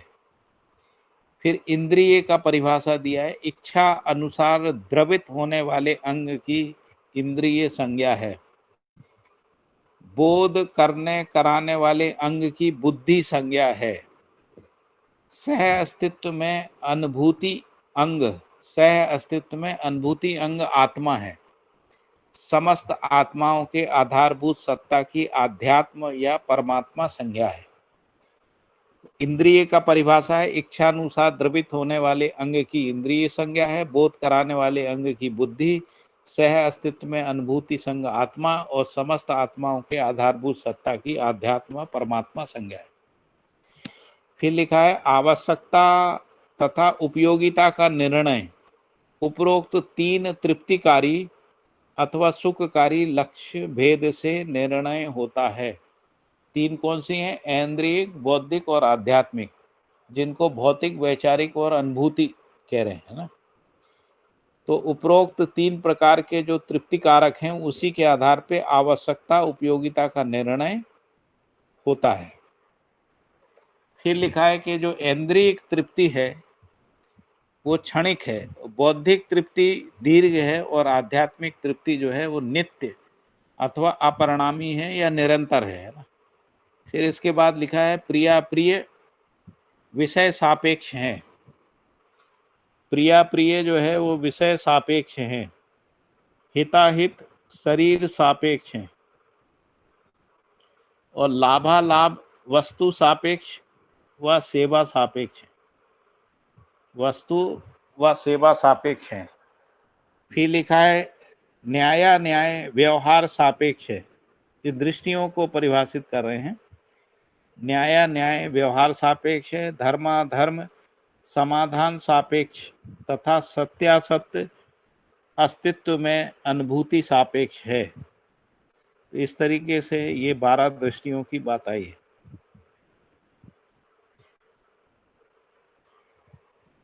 न्याय व्यवहार सापेक्ष, धर्माधर्म समाधान सापेक्ष और सत्यासत्य अस्तित्व में अनुभव सापेक्ष पद्धति से स्पष्ट है। फिर लिखा है कि प्रिय विषय होने पर इंद्रिय तृप्ति होती है।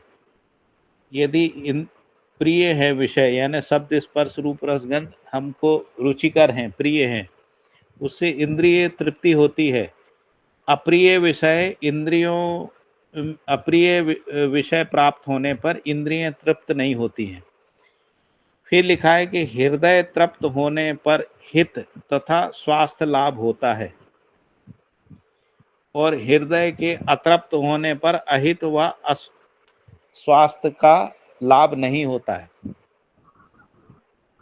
फिर लिखा है इंद्रिय तृप्ति जो है वो सामयिक प्रतिक्रिया है। इंद्रिय तृप्ति सामयिक या क्षणिक या सीमित प्रतिक्रिया है।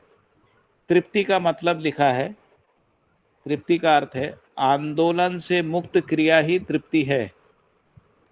आंदोलन से मुक्त क्रिया ही, आंदोलन क्या है तो हृदय के संवर्धन संरक्षण की अक्षुण्णता, इसके क्रिया एवं गति के संतुलन से बनी रहती है। इस क्रिया का घट व बढ़ जाना आंदोलन है। आंदोलन का संबंध मूलतः संवर्धन व संरक्षण से है। इंद्रिय तृप्ति से हृदय तृप्ति नहीं है, पर हृदय तृप्ति से इंद्रिय तृप्ति होती है। यहां तक कुछ और चर्चा करना है तो कर सकते हैं। इसमें कोई मुद्दा ऐसा हो जिसमें कुछ चर्चा करना हो। यहाँ भैया हृदय के तृप्त होने का आशय थोड़ा बताएं, क्योंकि स्वास्थ्य से जुड़ी हुई बात है।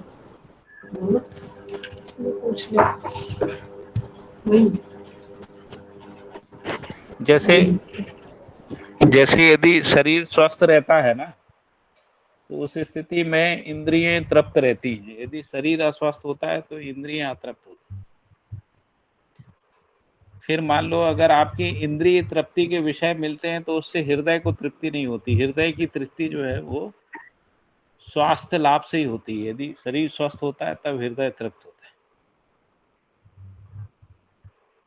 और हृदय तृप्त रहता है तो इंद्रियों में चंचलता नहीं होती है। हृदय के अतृप्त होते समय इंद्रियों में चंचलता आती है।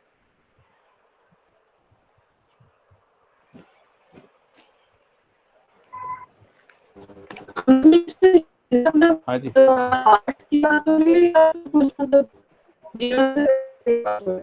आवाज नहीं आ रहा शिवांगी बहन। शिवांगी,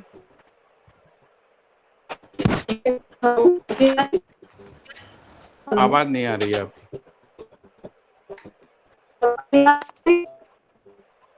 नहीं आ रही, नहीं आ रही, नहीं आ रही।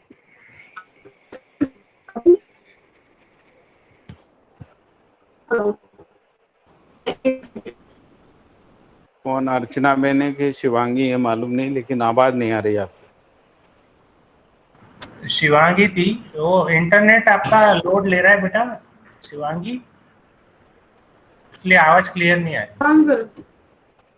हाँ ठीक है, मैं अभी ठीक है, अभी आ रही सुनाई दे रही है? अब आ रही है, हाँ बोलिए। ठीक है मैं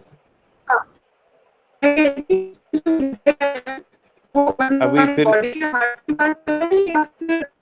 नहीं आ रही, अभी नहीं आ रही आवाज, आपकी आवाज नहीं आ रही है बिल्कुल भी। चैट बॉक्स में लिख के पूछ सकती हैं वो।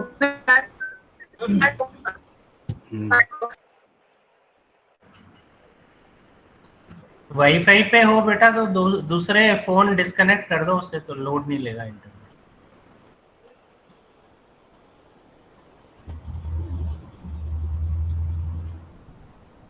भैया यहाँ हृदय तृप्त होना वो शुद्ध शारीरिक चीज है।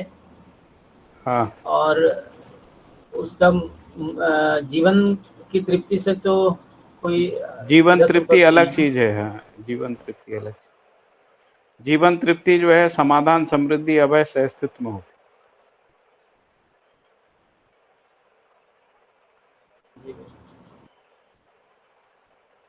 वैचारिक और आध्यात्मिक तृप्ति जो है वो जीवन तृप्ति से होती है।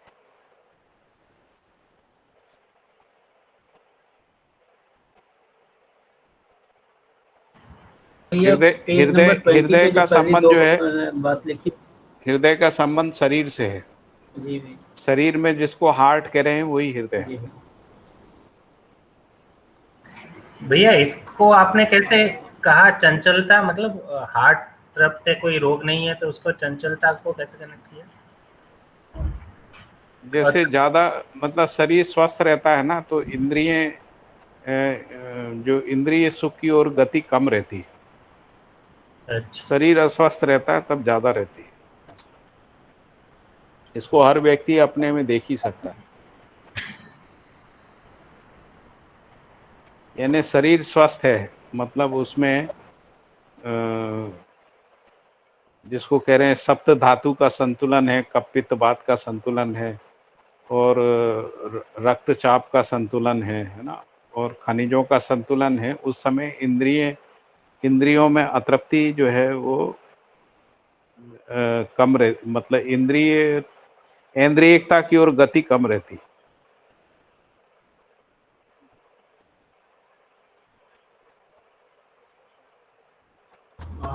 भैया पेज नंबर 20 पे अति मानवीय विषय में सत्य है और अति मानवीय दृष्टि में मात्र सत्य है, इन दोनों में अंतर क्या हुआ ये थोड़ा स्पष्ट करें।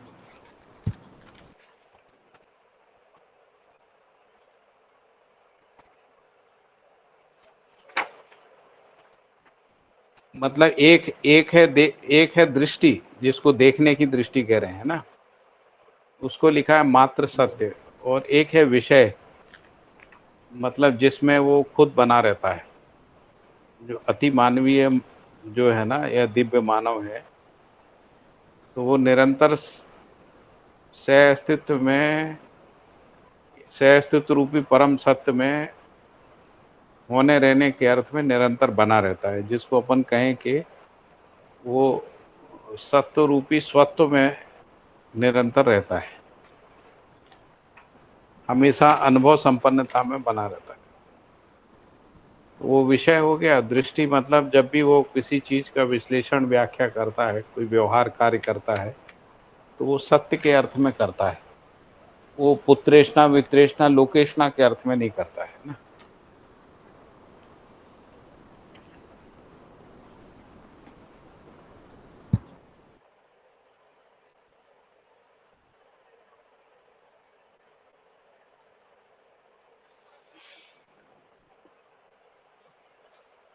शिवांगी का उत्तर आ गया ना? हाँ भैया वो लिख दी। हाँ हो गया। और ठीक है, आगे बढ़े फिर अपन। थोड़ा सा समय है अपने पास, अभी 15 मिनट। भैया यहाँ हृदय का समझ में नहीं आ रहा है, हृदय का मतलब क्या है? हृदय के तृप्त होने पर ये हृदय कहाँ से है, क्या है? हार्ट में, शरीर में जो हार्ट होता है उसको हृदय। उसमें इंद्रियें भी शरीर में ही रहती है। अंकल तो अच्छा, इंद्रियें भी शरीर में ही है ना, जिसको अपन आँख कान नाक आदि बोल रहे हैं ना, हाँ वो हाँ। इंद्रिय है। तो उसी तरह के हृदय भी एक कोई इंद्रिय है क्या? नहीं, हृदय शरीर का एक अंग है ना, हार्ट, जिसको हृदय कह रहे हैं। हाँ, तो भैया जो अंग्रेजी में तृप्ति हार्ट बोल वाला रहे जो हृदय में होगा कि वो उसमें होता है, ये जो जीवन में होता है ये सब तृप्ति वाला भाग? नहीं होता, उसका जो जिसको आस्वादन कहते हैं वो तो जीवन में ही होता है। जी। हाँ, लेकिन उसका प्रभाव तो रहता है ना।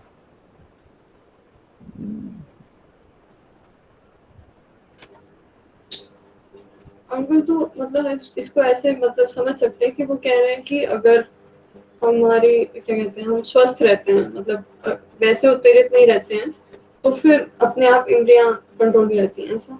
हाँ, इंद्रियें संयमित रहती हैं, इसलिए संज्ञानशीलता पूर्वक ही जो है हृदय का संतुलन होता है। अच्छा,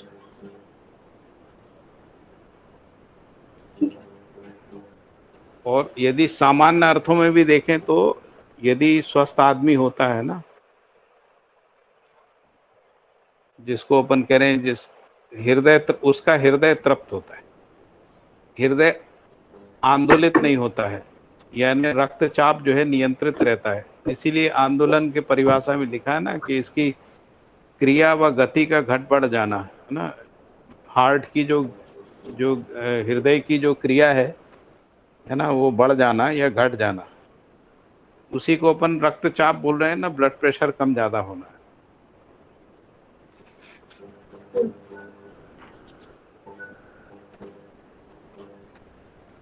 आंदोलन के परिभाषा में लिखा है ना कि हृदय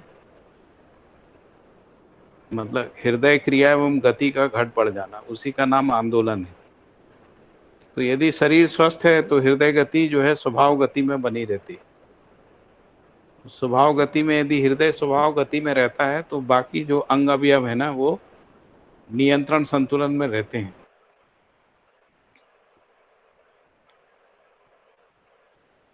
इसलिए लिखा है उन्होंने कि इंद्रिय तृप्ति से हृदय तृप्ति नहीं है, लेकिन हृदय तृप्ति से इंद्रिय तृप्ति। तो हृदय की जो गति बढ़ती है ना, जैसे भय में, अज्ञान में और अनिश्चितता में, आशंका में हृदय गति जो है वो बढ़ जाती है। और डिप्रेशन में, हीनता में, है ना, उसमें हृदय गति घट जाती है। डिप्रेशन जिसको बोलते हैं ना, उसमें हार्ट का जो गति है वो कम हो जाता है। तो ये सब जो मनय स्थितियां हैं उसी का प्रभाव हृदय के ऊपर आता है।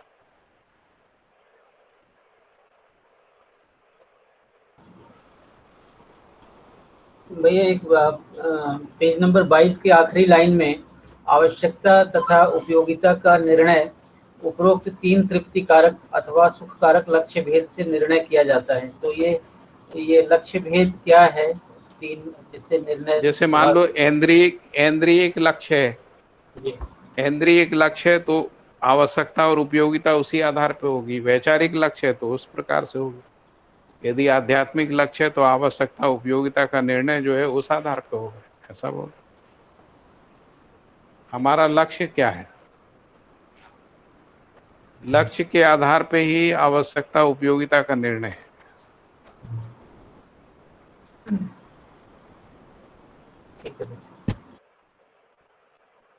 लक्ष्य का मतलब ये तृप्तियां हैं, जिसको अपन तृप्ति कह रहे हैं ना। हमारा कोई ना कोई तृप्ति का के अर्थ में लक्ष्य होता है ना। इंद्रियता के अर्थ में, बौद्धिकता के अर्थ में, आध्यात्मिकता के अर्थ में तृप्तियां हैं। तो हम जिन भी तृप्ति को पाना चाहते हैं उसी के आधार पे हमारी आवश्यकता और उपयोगिता का निर्णय होता है।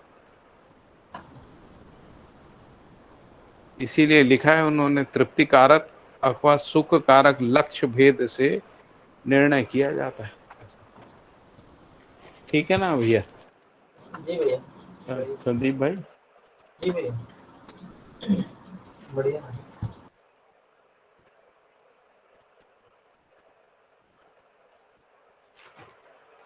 फिर लाभ को और पढ़ लेते हैं अपन, थोड़ा सा समय है। लघु मूल्य के बदले गुरु मूल्य का आदाय प्राप्ति जो है वो लाभ है। फिर कहा कि लघु मूल्य के बदले गुरु मूल्य का प्रदान करना, है ना। प्रदाय की स्थितियां 3 हैं। यदि मान लो कोई लघु मूल्य वाली वस्तु है जिसकी उपयोगिता या गुणवत्ता जो है या पोषकता कम है और उसके लिए मूल्य ज़्यादा देना पड़ रहा है, तो उसके 3 कारण होते हैं। एक है मजबूरी में, है ना, मजबूरी बस। दूसरा है स्वेच्छा बस और तीसरा है अज्ञान बस। तो स्वेच्छा बस कब होता है? जब हम किसी की गरीबी मिटाना चाहते हैं ना, तो उसके बदले में हम उसको ज़्यादा पैसा दे देते हैं, ज़्यादा वस्तु दे देते हैं, ऐसा। तो वो कह रहे हैं कि लघु मूल्य के बदले गुरु मूल्य का प्रदाय 3 स्थितियों में होता है। व्यवस्था बस, स्वेच्छा बस और अज्ञान बस। इस समस्त व्यवहार कुल 6 रीतियों में परिलक्षित है। प्रियाप्रिय, हिताहित, लाभालाभ, न्यायान्याय, धर्माधर्म, सत्यासत्य। अमानवीय दृष्टि से युक्त मानवों का व्यवहार मात्र 3 दृष्टियों के द्वारा प्रियाप्रिय, हिताहित, लाभालाभ के आश्रय में है। मानवीय दृष्टि से युक्त मानव का व्यवहार न्यायान्याय, धर्माधर्म, सत्यासत्य के आश्रय में है। मानव के लिए आवश्यकीय व्यवहार, मानव के लिए आवश्यकीय व्यवहार न्यायपूर्ण नियमों का पालन है, आवश्यकीय विचार धर्मपूर्ण नियमों का पालन है। फिर है उपरोक्त सूत्र के आधार पे नियमों का पालन ही मानव के लिए अनावश्यकीय व्यवहार, उपरोक्त सूत्र के विपरीत नियमों का पालन ही मानव के लिए अनावश्यकीय व्यवहार एवं विचार है। उपरोक्तानुसार समस्त जीव अर्थात पशु पक्षी, वैश्विक यानी आहार निद्रा भय मैथुन, और सामुदायिक प्राणी और मानव जो है वो न्यायिक और सामाजिक इकाई सिद्ध होते हैं। सामान्यतः पशुओं में सामुदायिकता का भास, सामुदायिक यानी इकट्ठे होने का जो भास है उनमें, वो भय की अवस्था में परिलक्षित हुआ है। किसी भी स्थिति में पशु की सामुदायिकता का भास अध्ययन, उत्पादन एवं व्यवस्था कार्य में परिलक्षित नहीं हुआ है। यानी पशु जो हैं उनमें जो सामुदायिकता है या इकट्ठे होने की जो प्रवृत्ति है वो अध्ययन के लिए, उत्पादन और व्यवसाय कार्य में परिलक्षित नहीं हुई, जबकि जागृत मानव में सामाजिकता का मूल आधार समाधान, समृद्धि, अभय सह अस्तित्व में जीना है। फिर लिखा है कि पशुओं में आहार, निद्रा, भय, मैथुन, ये 4 प्रकार के 4 विषय ही प्रसिद्ध हैं, जबकि जागृत मानवों में सामान्यतः ऐषणा त्रय, उत्तरेषणा, वित्तरेषणा, लोकेषणा पाई जाती है। साथ ही यानी तथा विश्राम, सहज रूप में समाधान, समृद्धि, अभय सह अस्तित्व में प्रमाण होना पाया जाता। फिर है विश्राम ही दुख का उन्मूलन एवं भ्रम से मुक्ति ही मोक्ष है। तो विश्राम का मतलब है दुख का उन्मूलन हो गया है ना, और भ्रम से मुक्त हो गए यानी मोक्ष हो गए, ऐसा है। सृष्टि का चरम लक्ष्य विश्राम है।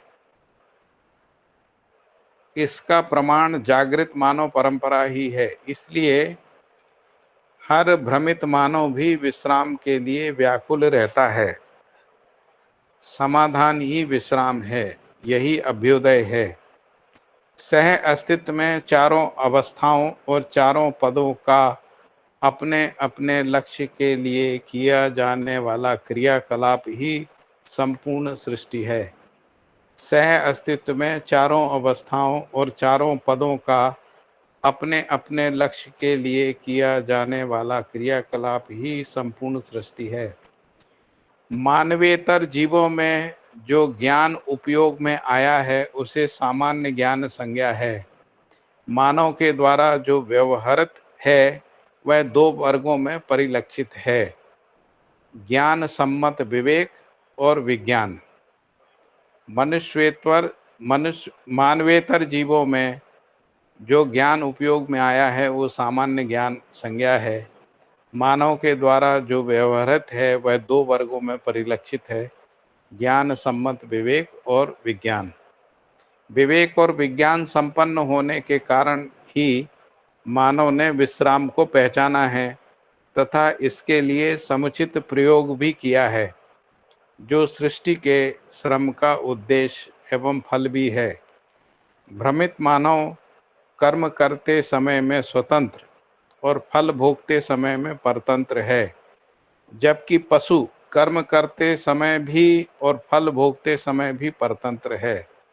जागृत मानव कर्म करते समय स्वतंत्र और फल भोगते समय स्वतंत्र है, फल भोगते समय भी स्वतंत्र है। फिर है कर्म की स्वतंत्रता के फलस्वरूप ही मानव में, कर्म की स्वतंत्रता के फलस्वरूप ही मानव को जितना उन्नतावकाश है यानी उन्नति का अवसर अवकाश है, उतना ही अवनता अवकाश भी है, अवनति की ओर भी अवकाश है। तो इसलिए मानव जो है जानवरों से भी बदतर जीने लगते हैं ना। और मानव में देव मानव दिव्य मानव तक जीने का अवकाश है। फलतः मानव में क्रमशः विषयों, ऐषणाओं और मोक्ष के द्वारा विश्राम पाने का प्रयास किया है। तो मानव ने विषयों से विश्राम पाने का प्रयास किया है, जिसमें सफलता नहीं मिलती है। ऐषणाओं में ऐषणा तृप्ति के आधार पे, और फिर इसके बाद मोक्ष में परम विश्राम पाने का प्रयास किया। मोक्ष का तात्पर्य सर्वतोमुखी समाधान से है, जिसको ब्रह्म मुक्ति भी कह रहे हैं। यही ब्रह्म मुक्ति है, इसे प्रमाणित करना ही जागृति है। पूर्व में वर्णित किया जा चुका है कि विकसित इकाई में अविकसित इकाई अथवा विकसित सृष्टि में अविकसित सृष्टि के सभी गुण, स्वभाव, धर्म विलय रूप में रहते हैं। तदनुसार मानव गलती करने का अधिकार लेकर तथा सही करने का अवसर लेकर जन्मता है, क्योंकि परंपरा में हर मानव चेतना को पाया नहीं, इसलिए सन 2000 तक जीव चेतना में जिया और जीव चेतना में गलती करता ही है। उदाहरणार्थ, एक अध्यापक कक्षा में गणित पढ़ाता है, अध्यापक सही ही पढ़ाता है और सबको समान रूप से संबोधित भी करता है, फिर भी विद्यार्थी गलती करते हैं। इससे यह सिद्ध होता है कि बालक के मन में भ्रम बस गलती करने की प्रवृत्ति है ही। इसी के साथ यह भी सिद्ध होता है कि मानवीय वातावरण व अध्यापन अर्थात अध्यापक के बोध कराने की क्षमता के आधार पर वही विद्यार्थी पुनः सही करने में भी समर्थ होता है। इससे यह सिद्ध होता है कि वातावरण तथा अध्ययन प्रत्येक मानव को एक अवसर व आवश्यकता के रूप में मौलिकतः प्राप्त है एवं जीव चेतना में जीते हुए सही करने की प्रवृत्ति का साक्ष्य है।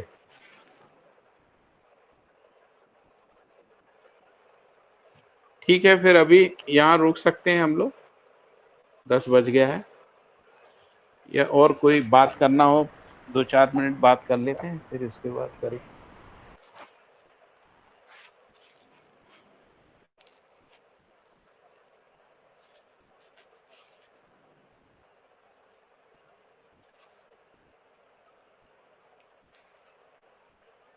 हेलो, हाँ भैया। कुछ चर्चा करना हो तो ठीक है, नहीं तो फिर अपन कल मिलते हैं। भैया ये हाँ, मानव गलती करने का अधिकार लेकर तथा सही करने का अवसर ये साधन लेकर जन्मता है। साधन लेकर मतलब शरीर साधन। हाँ, तन मन धन। अच्छा। और भैया अधिकार की परिभाषा इसी लाइन में जो है वो जब परिभाषा संहिता में देखते हैं तो इस अधिकार के अर्थ से मेल नहीं खाता है, ऐसा लग रहा है। क्या दिखाता है? परिभाषा में है अधिकार का अर्थ ज्ञान, विवेक, विज्ञान संपन्नता पूर्वक सर्वतोमुखी समाधान संपन्नता सहित अखंड समाज सार्वभौम व्यवस्था में भागीदारी करना ही अधिकार संपन्नता है। और एक परिभाषा होगी, और दूसरी परिभाषा भी है भैया, सह-अस्तित्व में व्यवस्था सूत्र का क्रियान्वयन। क्योंकि अस्तित्व में प्रत्येक इकाई अपने त्व सहित व्यवस्था है, मानव के लिए मानवत्व ही स्वराज्य व्यवस्था है। ये दो परिभाषाएं संहिता और में भी होगी एक परिभाषा। दो ही है भैया। अच्छा, देख लेना, और परिभाषाएं मिलेगी। एक अपने मंतव्य के अनुसार दूसरे को गति और दिशा प्रदान करना, वो भी अधिकार है ना। तो यहाँ पर जो अधिकार शब्द का अर्थ आया है कि क्योंकि जीव चेतना की जो सृष्टि है या स्वभाव है वो मानव में रहता ही है। ये लिखा है ना कि जो विकसित जो सृष्टि है उसमें अविकसित का स्वभाव धर्म रहता है। तो जो जीव का स्वभाव धर्म है वो मानव में आ जाता है, इसीलिए वो कह रहे हैं कि गलती करने का अधिकार लेके जन्मता है ना।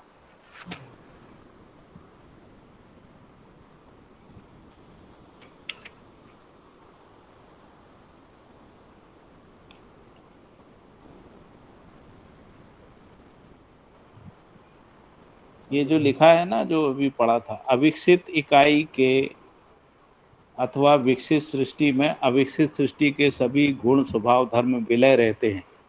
तो मानव जो है वो विकसित है, उससे जो अविकसित है वो जीव है। तो जो जीवों का जो स्वभाव धर्म होता है ना, धीरता, ये जिसको अपन उनका स्वभाव वो आ जाता है। अमानवीय जो जीव संसार का जो है, दीनता हीनता क्रूरता की बात। हाँ।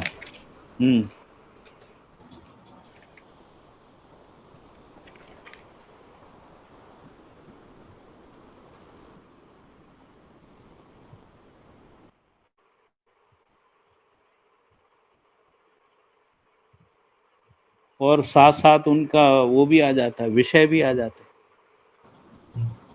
जो आहार निद्रा भय मैथुन होता है वो मानव में भी आ जाता है, और धर्म भी आ जाता है। जीने की आशा के रूप में धर्म रहता है। इसीलिए जब मानव जन्म लेता है ना, तब वो अपने को शरीर मान के ही जन्म लेता है, जिसको अपन कह रहे हैं कि जीने की आशा के रूप में।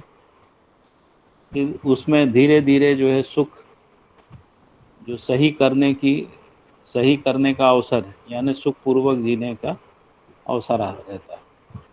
तो शुरुआत तो यहीं से होती है कि जीवन स्वयं को शरीर मान लेता है, जीव चेतना सही हो।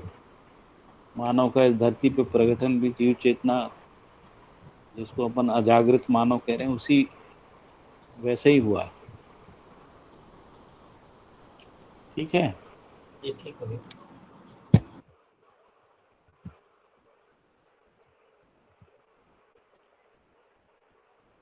कल मिलते हैं ना, जी भैया। आगे फिर इसको रिवाइज कर लेंगे थोड़ा सा, और फिर आगे बढ़ेंगे। ज्यादा पढ़ने में फिर ठहरेगा नहीं, है ना। इसीलिए थोड़ा सा 3-3 4-4 पेज ही पढ़ेंगे, ज्यादा नहीं पढ़ेंगे, हैं। बिल्कुल ठीक है। हाँ, थैंक यू भैया, थैंक यू, ठीक है। ओके, हरि हर। धन्यवाद। हरिहर हरिहर। हरिहर। पाठक भैया, हाँ, एक है ना, वो मेरे को पूछना था, मतलब मानव व्यवहार से नहीं है, वो अपन है ना वो पढ़ रहे थे ना कि जो अंतिम समय होता है शरीर छोड़ने के समय, जी तो जी, किस टाइप की वो मानसिकता रहती है कि उनको तृप्ति रहनी चाहिए कि उनने जो किया ठीक किया। तो वो हाँ हमने हाँ। कहाँ पे पढ़ा था, वो याद नहीं आ रहा है मेरे को। वो जो संस्कारों वाला था ना, इसमें था मेरे ख्याल से, अर्थशास्त्र में था शायद। अच्छा, अर्थशास्त्र में मैं आपको व्हाट्सएप पे डाल देता हूँ। मैंने उसको फेसबुक में डाला था, हाँ सभी हाँ संस्कारों का। तो मैं आपको ये वाला व्हाट्सएप में डाल देता हूँ, आप पढ़ लेना। हाँ हाँ।